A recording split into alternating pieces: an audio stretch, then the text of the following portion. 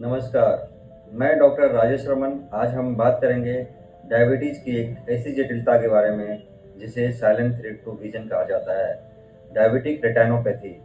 Diabetes दुनिया भर में अंधेपन का एक प्रमुख कारण बन चुकी है और यह अच्छी बात है कि समय पर पहचान और सही प्रबंधन से इसे काफ़ी हद तक रोका जा सकता है। दोस्तों, डायबिटिक रेटिनोपैथी क्या है? जब ये स्थिति तब होती है जब लंबे समय तक हाई ब्लड शुगर रेटिना की छोटी-छोटी रक्त नलिकाओं को नुकसान पहुंचाती है।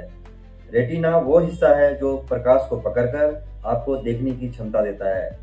जब ये नलिकाएं कमजोर हो जाती हैं, उनमें सूजन आ जाता है, खून या तरल पदार्थ लीक होता है या नई असामान्य रक्त नलिकाएं बन जाती है, जिससे दृष्टि धीरे धीरे कम होने लग जाती है। दोस्तों, आइए जानते हैं डायबिटिक रेटिनोपैथी के कितने प्रकार होते हैं। ये मुख्य दो प्रकार के होते हैं, नॉन प्रोलिफरेटिव डायबिटिक रेटिनोपैथी और proliferative diabetic retinopathy. Non proliferative diabetic retinopathy यह एक माइल्डर फॉर्म है, यह शुरुआती चरण में होता है। इसमें छोटी नलिकाओं में माइक्रो एन्यूरिज्म हो जाता है, इससे लीक के कारण रेटिना में सूजन हो जाती है। कभी कभी मैकुलर एडिमा भी इसमें शामिल किया जा सकता है। दृष्टि इस चरण में समान भी रह सकती है। दूसरी तरफ प्रोलिफरेटिव डायबिटिक रेटिनोपैथी जो एक सीवियर फॉर्म है, इसमें रेटिना में नई कमजोर नलिकाएं बन जाती है। इनसे खून निकल भी सकता है, जिसको हम विट्रियस हेमरेज कहते हैं। कई बार तो रेटिना डिटैचमेंट हो जाता है, रेटिना खींचकर अलग हो जाता है। अगर समय पर इलाज न मिले तो यह अस्थायी अंधापन ला सकता है।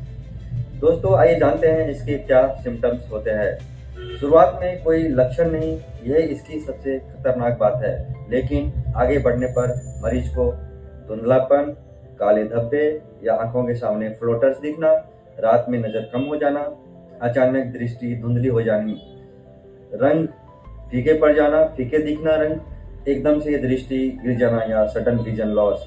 ऐसे लक्षण महसूस हों तो तुरंत नेत्र विशेषज्ञ डॉक्टर से मिलें। आइए जानते हैं डायबिटिक रेटिनोपैथी क्यों होता है।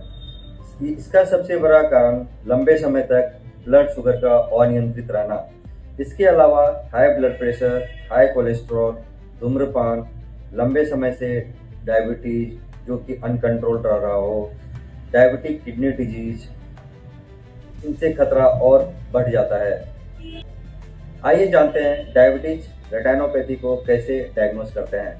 मरीज को बिल्कुल सामान्य महसूस होने पर भी आंखों में गंभीर नुकसान हो सकता है, इसलिए डायबिटीज वाले हर व्यक्ति को साल में एक बार डायलेटेड रेटिनल एग्जाम कराना चाहिए।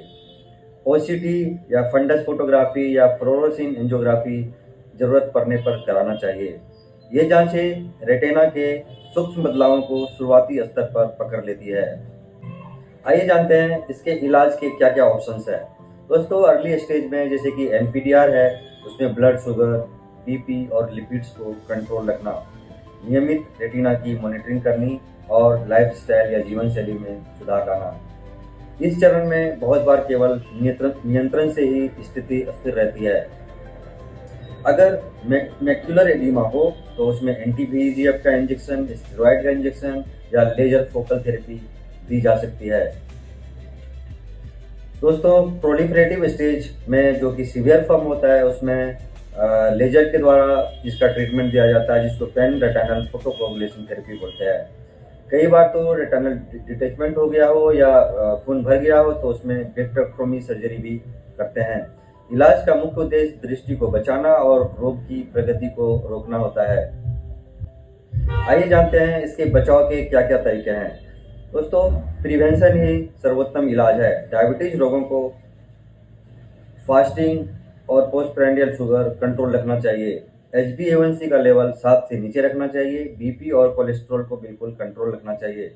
धूम्रपान छोड़ देना चाहिए और नियमित एक्सरसाइज, हेल्दी डाइट और सबसे महत्वपूर्ण एनुअल रेटिना चेकअप जरूर करा लेना चाहिए।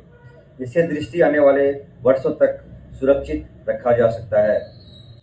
दोस्तों, अंत में मैं यही कहना चाहूँगा कि डायबिटिक रेटिनोपैथी धीरे धीरे बढ़ने वाली लेकिन रोकथाम योग्य बीमारी है।